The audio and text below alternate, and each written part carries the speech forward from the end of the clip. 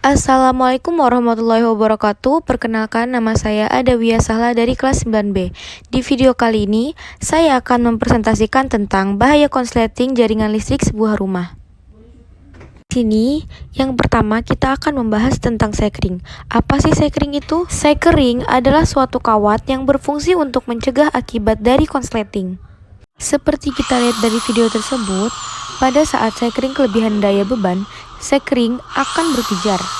Daya bor yang kita gunakan 300 watt dan daya setrika 300 watt. Totalnya 600 watt. Sedangkan daya master plan tersebut adalah 450 watt.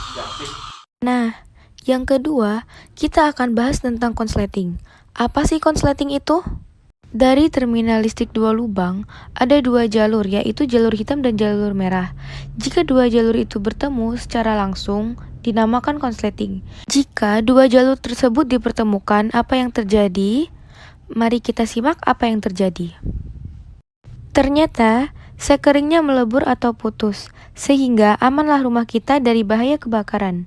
Jika sekering tidak putus dan melebur, maka akan terjadi panas yang akan menyebabkan karet pembungkus kabel terbakar dan menyambar ke rumah. Agar efektif, rumah kita jangan dipasang sekering. Karena apa? Karena kalau ingin menghidupkan lagi, kita harus mengganti dengan kawat sekering yang sepertinya sulit dicari di pasaran.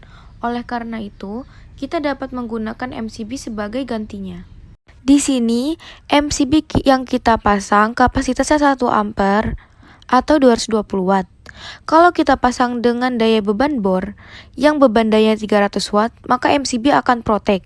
Seperti yang kita lihat dari video di atas. Yang ketiga, kita akan membahas tentang hambatan geser. Mari kita simak penjelasannya. Perhatikan alat-alat listrik berikut. Hambatan geser dipasang seri terhadap lampu pijar. Voltmeter AC digital dipasang paralel terhadap lampu pijar. Terlihat angka yang ditunjukkan voltmeter AC.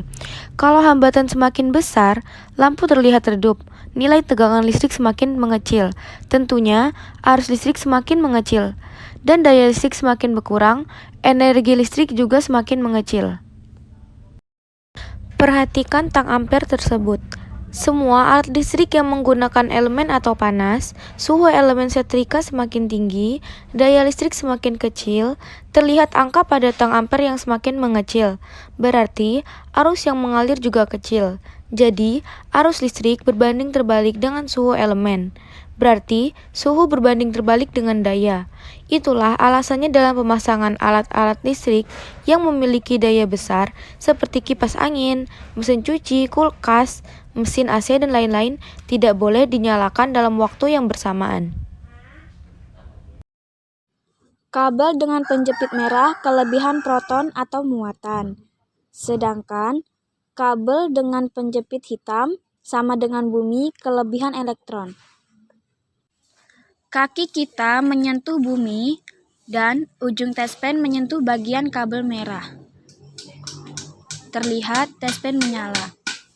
Hal ini disebabkan elektron-elektron dari bumi mengalir menuju kabel penjepit merah melalui tubuh, menyebabkan muatan-muatan positif atau arus mengalir dari kabel penjepit merah menuju ke bumi melalui tubuh kita, yang terlihat pada lampu tespen menyala.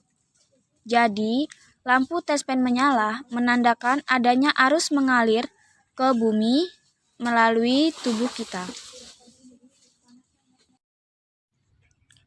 Kabel dengan penjepit merah kelebihan proton atau muatan, sedangkan kabel dengan penjepit hitam sama dengan bumi kelebihan elektron.